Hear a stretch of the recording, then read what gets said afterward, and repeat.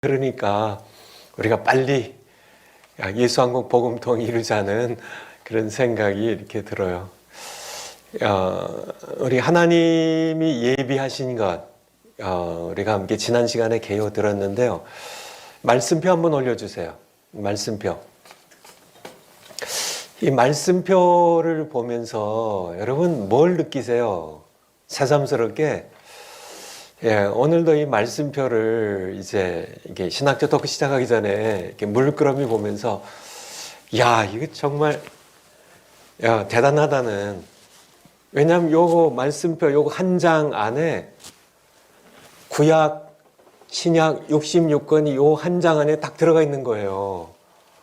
그러니까 참 이걸 보면 특별히 신약 구약 66권 특별히 구원의 역사에 대하여 창세기부터 요한계시록까지 이어지는 참 이스라엘의 구원의 역사, 또 우리의 구원의 역사를 요 도표 하나 가지고 요 도표 하나에 딱 들어가 있는 거예요. 요거 딱 보면 그렇군요. 구원의 역사란 이런 거군요. 그쵸? 이스라엘 백성들이 도표에 있는 것처럼 출애굽하죠. 애굽에서 출애굽이라는 구원의 역사인데요.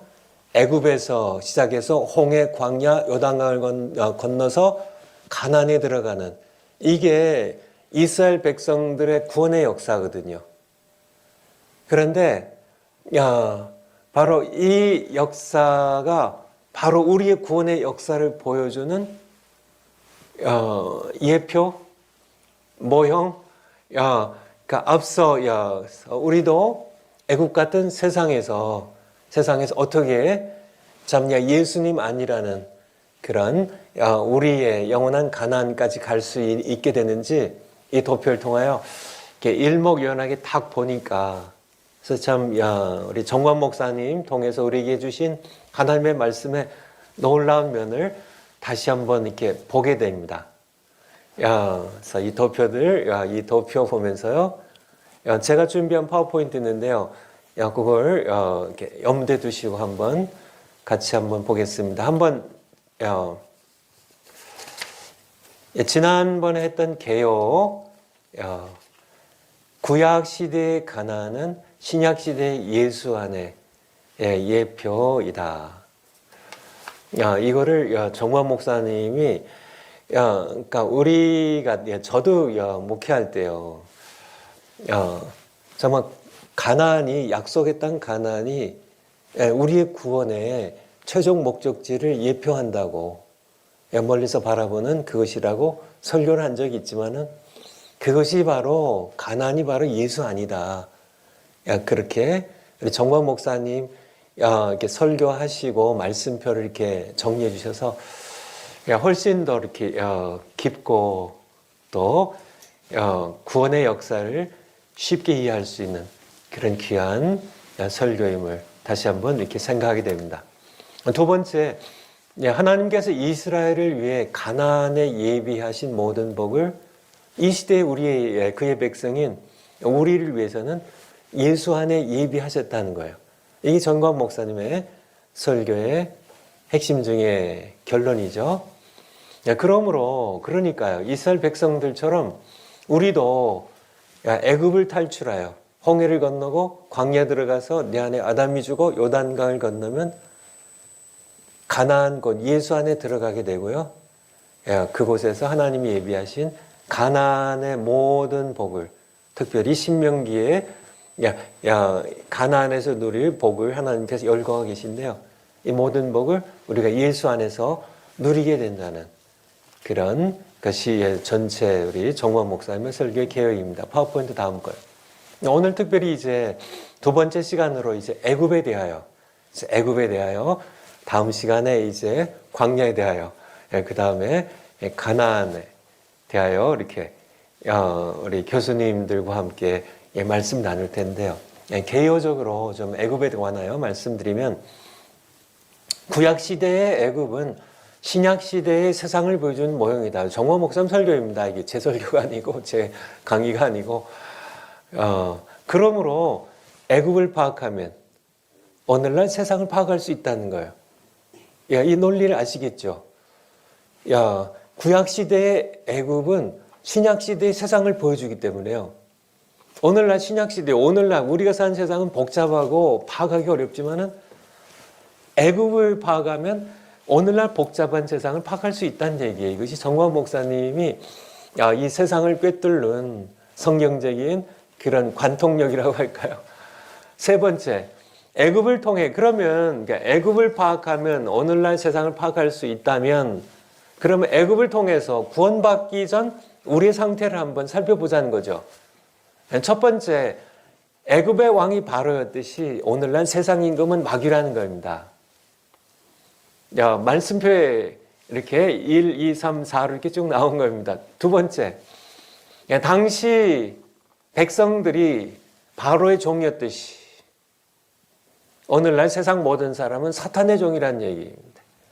애굽을 파악하면 오늘날 세상을 파악할 수 있다는 거기서 나오는 그런 말씀인데 실제로 성경적으로요. 에베소서 2장 1절 한번 찾아주세요. 에베소서 2장 1절. 너희의 허물과 죄로 죽었던 너희를 살리셨도다. 그때에 우리가 애굽에 세상에 있을 때입니다. 이스라엘 백성으로는 애굽이고요. 우린 세상에 있을 때 너희가 그 가운데서 행하여 구원받기 이전의 상태죠.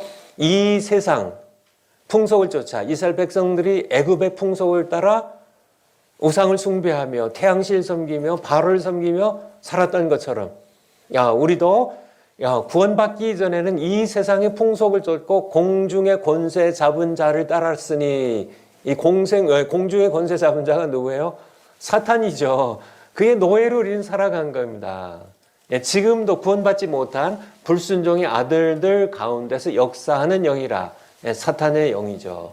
사탄의 영이죠. 3절에 전에는 우리도 다 그 가운데 생하여 우리도 구원받기 전에는 세상에서 사탄에게 종노릇하며 우리의 육체 욕심을 따라 지내며 육체와 마음에 원하는 것을 하여 다른 이들과 같이 본질상 진노의 자녀이었더니 그 소리는 사탄의 종으로 하나님의 진노를 받아야 하는 그런 자녀에 불과했음을 말씀하고 계십니다. 파워포인트로 한번 다시 한번 가보죠.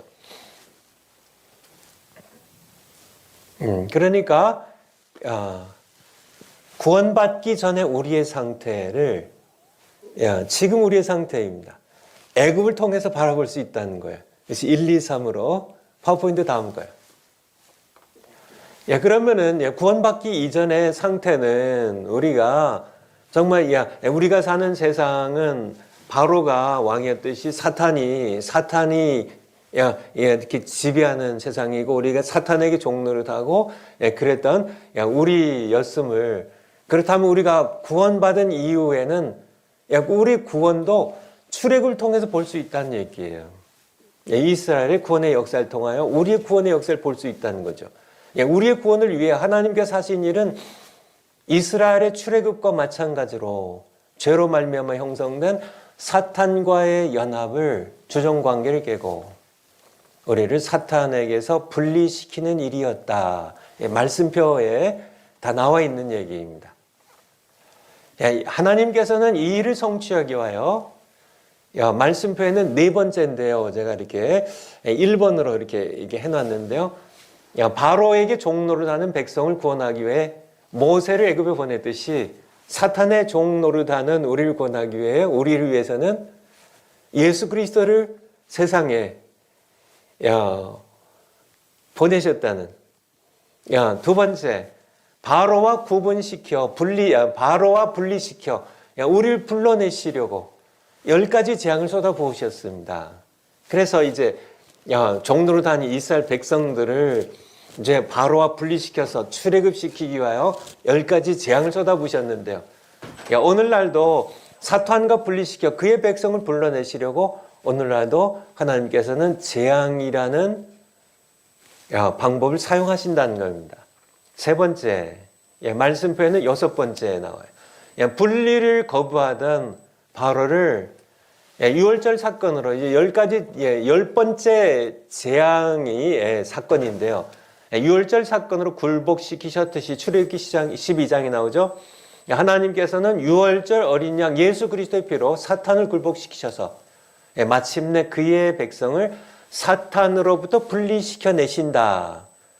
이것이 이스라엘 백성들의 구원이었어요. 출애굽이었어요. 출애굽이요, 구원이에요. 근데 이 출애굽을 통해 보는 우리의 구원을 어쩌면 그렇게 출애굽을 통하여 이스라엘 백성의 출애굽 구원을 통하여 이렇게 바라보면 우리의 구원이 그렇군요. 이렇게 딱 명료하게 딱 부각되는 딱 떠오르게 되죠.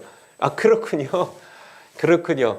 우리가 죄 때문에 사탄의 종이 됐는데 사탄에게 분리시키고 와요. 이스라엘 백성들을 위해서는 모세를 보냈지만 우리에게는 예수 그리스도를 보내셨고요.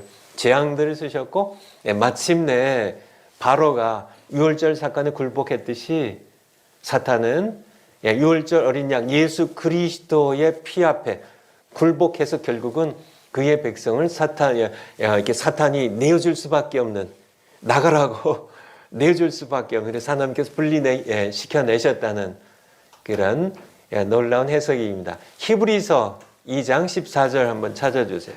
히브리서 2장 14절. 히브리서 2장 14절.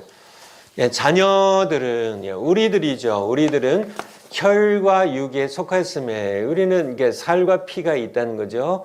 그도 예수님도 또한 한 모양으로 성육신 하셔서 혈과 육에 함께 속하심은, 그래서 이 몸을 가지고 사람의 몸을 입고 오심은 사망으로 말미암아 십자가의 죽으심으로 말미암아 피 흘려 죽으심으로 말미암아 사망의 세력을 잡은 자 곧 마귀를 없이 하시며, 바로 예수님께서 유월절 어린 양으로 십자가에 피 흘려 죽으셨는데요. 그렇게 하기 위하여 죽으시기 위하여 혈육을 이렇게 사람의 몸을 입으셨고요. 그래서 죽으셔서 사망의 세력을 잡은 자 곧 마귀를 없이 하시며, 마귀로부터 마귀 이제 바로를 굴복시키는 거죠. 바로를 굴복시키듯이 마귀를 굴복시키는 15절입니다. 또 죽기를 무서워함으로 일생에 매어 종노릇하는 모든 자들을, 그렇죠. 바로에게 종노릇 하는 이스라엘 백성들을 이제 바로에게서 분리시켜서 불러내시는, 그래서 바로를 무릎 꿇게 하시고 출애굽시키는 이스라엘의 구원의 역사와 마찬가지로 하나님께서는 그의 아들 예수 그리스도를 보내셔서 그를 보내실 때 그냥 영으로 오시지 않고 혈육을 속하여 이 세상에 성육신하셔서 오게 하시면 영은 피를 흘리지 못하죠. 영은 죽지 않잖아요. 예수님이 사람이 되셔서 혈육을 가지고 오셨기 때문에 십자가에 피 흘리실 수 있었고 죽으실 수 있었고요. 죽으셔서 사망의 세력 잡은 자 마귀를 굴복시키고, 그래서 마귀에게 일생 매여서 종노릇하는 그런 우리들을 놓아주려, 구원하려, 해방시키려, 우리를 출애굽시키려 하심이니, 바로 예수님께서 하신 일이 바로 이 일입니다. 파워포인트 다음 거로요.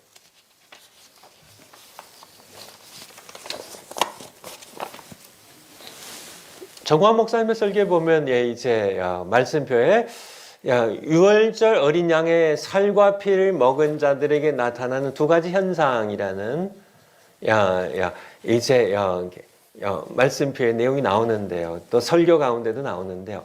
첫 번째, 이스라엘 백성이 주종 관계에 있던 바로에게서 분리되어 나오듯이 어린 양의 살과 피를 먹으면은 바로에게서 분리가 돼요.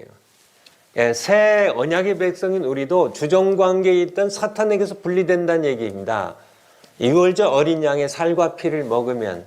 그래서 요한복음 6장에 보면 요한복음 6장 54절입니다. 예수님께서 직접 그렇게 말씀하시죠. 6장 54절. 내 살을 먹고 내 피를 마신 자는 유월절 어린 양으로 십자가에 못 박혀 피 흘려 죽으시는 예수님의 살을 먹고 예수님의 피를 마시는 자는 영생을 가졌고 마지막 날에 내가 그를 다시 살리리니. 55절. 내 살은 참된 양식이요 내 피는 참된 음료로다. 56절. 내 살을 먹고 내 피를 마신 자는 내 안에 거하고 나도 그 안에 거하나니 57절 살아계신 아버지께서 나를 보내심에 사탄이 왕노를 하는 이 세상에 보내심에 예수님이 유월절 어린 양의 이 어린 양이 돼서 피와 살을 우리에게 먹이심으로요. 내가 아버지로 인하여 산 것 같이 나를 먹는 그 사람도 유월절 어린 양이 내 피를 마시고 내 살을 먹는 자 그 사람도 나로 인하여 살리라. 이 표현입니다. 나로 인하여 살리라는 표현이 바로 해방이에요. 사는 겁니다. 사탄의 권세를 잡은 그런 사망의 권세를 잡은 마귀를 멸하시고 우리를 살리신 해방시킴에 대하여 우리에게 예수님께서 직접 말씀하신 거죠. 파워포인트 한번 다시 한번 돌아가 보죠.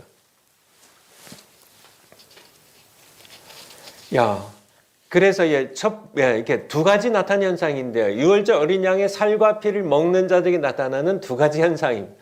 사탄에게서 해방되는 겁니다. 분리되는 겁니다.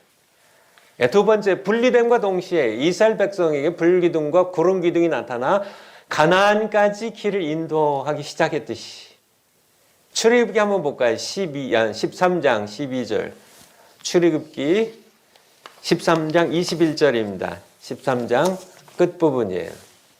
출애굽기 구약성경 출애굽기 13장 21절 13장 21절 여호와께서 이제 12장에서 이스라엘 백성들이 유월절 양을 잡아서 살을 구워 먹고 피를 임방과 문설주에 발랐어요. 그래서 살과 피를 그들이 먹었습니다. 그런 다음에 이제 이렇게 바로에게 분리되어서 출애굽이 하게 되었고요. 출애굽이 시작되었고 시작된과 동시에 뭐가 나타났나요? 여호와께서 그들 앞에 행하사 낮에는 구름 기둥으로 그들의 길을 인도하시고 밤에는 불기둥으로 그들에게 비추사 주야로 진행하게 하시니 22절 낮에는 구름 기둥 밤에는 불기둥이 백성 앞에서 떠나지 아니하니라. 유월절 어린 양의 살과 피를 먹은 자는 바로 구름 기둥과 불기둥으로 하나님께서 인도하기 시작한다는 거예요. 오늘날도 마찬가지라는 정권 목사님의 설교입니다. 어린 양의 살과 피를 먹고 출애굽한 자, 사탄에게 해방되어서 구원된 자, 사탄에게서 이제 해방된 자, 그러한 자는 바로 구름 기둥과 불기둥이요. 성령과 말씀이 구름 기둥과 불기둥으로 이제 우리에게 나타나서 우리를 예수님 안까지, 예수님 안에 이르도록 우리가 예수님 안에 있는 모든 복을 누릴 때까지 우리를 인도에 가신다는 거예요. 이것이 바로 두 가지 현상입니다. 어린 양의 살과 피를 먹은 자에게 나타나는 두 가지 현상. 여러분들이 정관 목사님 설교 가운데 있는 것처럼 정말 구름 기둥이 여러분을 인도에 가고 계신가요? 불기둥이 여러분을 인도에 가고 있나요? 가야 된다는 얘기예요. 그러니까 구름 기둥과 불기둥이 나타나야 된다는 얘기예요. 하나님께서 이스라엘 백성들을 구름 기둥과 불기둥으로 인도했듯이 구원받은 우리가 우리가 구원은 받았는데 하나님께서 구름 기둥, 불기둥으로 인도하지 않으시면 우리가 어떻게 살아요?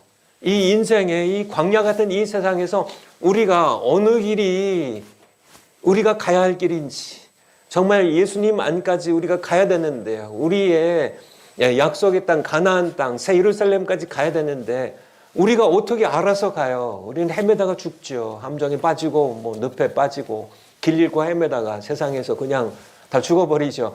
그러니까 이스라엘 백성들을 구름 기둥과 불기둥으로 인도했듯이 하나님께서는 불기둥 같은 성령으로요. 구름 기둥 같은 말씀으로 우리를 홍해를 건너고요. 광야를 통과해서 요단강을 건너 예수님 안에 복을 누리게 들어갈 때까지 최종 우리 목적지까지 인도하신다는 그것은 정확한 성경적인 해석입니다. 파워포인트 다시 돌아가 볼까요? 그래서 분리됨과 동시에 불기둥, 구름기둥이 이스라엘 백성들에게 나타났듯이 우리에게는 그러니까 성령이란 기둥으로요, 불기둥으로, 말씀이란 구름기둥으로 우리를 예수님 안까지 인도하기 시작한다는 겁니다. 요한복음 16장 13절. 요한복음 16장 13절. 보면 예수님께서 보혜사 성령님을 이제 말씀하시면서 그런 말씀하십니다. 그러나 진리의 기둥 위에 진리의 성령이 오시면 그가 너희를 모든 진리 가운데로 인도하시리니. 다른 성경 구절도 있지만은 한 구절만 말씀을 이렇게 찾아봅니다. 그러니까 진리의 성령, 우리를 인도해요. 진리 가운데로요. 우리를 예수 그리스도 안으로 우리를 끝까지 인도하시는, 불같은 성령께서 우리를 인도하시는. 우리 시편, 구약성경 시편 119편 105절, 여러분들 많이 암송도 하는 시편 119편 105절입니다. 많이 암송한 구절인데요. 주의 말씀은 내 발의 등이요 내 길에 빛이니이다. 그래서 말씀이 우리의 가는 길을 인도함에 대하여 고백한 그런 내용의 말씀입니다. 파워포인트로 한번 다시 한번 가보죠. 그러니까 성령과 말씀이라는 두 기둥으로 우리를 예수님 안까지 인도하신다는 겁니다. 그런데 하나님께서는 이스라엘 백성을 애굽에서 가나안으로 바로 인도하시지 않고, 그렇죠? 우리 정원 목사님도 이제 설교 중에 나오고요. 우리 지난 시간에 우리 변순복 교수님도 이것을 이제 언급하셨는데, 그러니까 하나님께서는 그냥 애굽에서 가나안으로 쑥 인도하실 수 있잖아요. 하나님께서 하실 수 있습니다.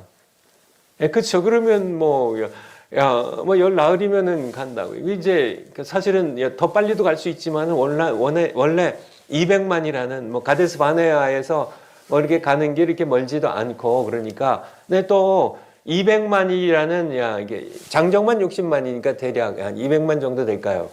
이 사람들이 이제 가야 되니까 시간이 더 걸렸겠죠. 어쨌든 그렇게 보름 안에 갈 수 있는 그런 길인데 40년 걸리거든요. 근데 하나님께서는 이렇게 보름 안에 갈 수 있는 길을 택하시지 않고 40년 걸리는 그 세 과정입니다. 홍해, 광야, 요단강을 통과해 가나안에 들어가게 하세요. 마찬가지로 우리도 그냥 우리가 예수님 믿고 구원 받으면 바로 그냥 우리가 쉽게 얘기해서 천국으로 데려가지 않고 참 예수님 안에 지금 승천해서 하나님 우편에 계신데요. 예수님께로 바로 인도하지 않고요. 세 과정을 통하여 예수 안에 들어가서 복을 누리게 하신다는 얘기예요. 이 세 과정에 대해서. 파워포인트 마지막 건. 그래서 첫 과정이 홍해예요. 홍해. 하나님은 왜 이스라엘 백성으로 홍해를 통과하게 하셨나? 그쵸. 이제 성경적으로는 이제 이스라엘 백성들이 또 이렇게 강한 민족과 전쟁 붙으면 이렇게 이쪽 해변길로 이렇게 가게 되면 거기에 이제 블레셋이라는 강한 족속들이 있고 거기에 이제 그래서 이제 아예 홍해로 해가지고 홍해를 건너면 이제 뒤로 이렇게 돌아온 게 이제 어려워지니까 그런 말씀이 나와 있지만은 더 깊은 의미가 있죠. 홍해를 건너게 하신 거는 홍해가 우리 정관 목사님의 설교 가운데 홍해가 바로 물세례입니다. 말씀표에도 나와 있고요. 홍해는 물세례예요. 홍해 이퀄 물세례. 고린도전서 10장 1절, 고전 10장 1절. 고전 10장, 고린도전서 10장 1절. 정관 목사님 설교 들으면서 이미 여러 번 여러분이 들은 것이지만은 다시 한번 보죠. 형제들아 너희가 알지 못하기를 내가 원치 아니하노니 우리 조상들이 다 구름 아래 있고 구름 기둥이 위에 있었고요. 바다 가운데로 홍해가 갈라져서 바다 가운데를 지나며 모세에게 속하여 다 구름과 위에는 구름이요. 그들 땅에는 바다에서 세례를 받고 물세례죠. 물세례. 이 성령 세례가 아니라 이 물세례입니다. 물세례. 그러니까 출애굽이 이스라엘 백성들이 출애굽한 게 구원이라는 것을 명확하게 보여주는 거죠.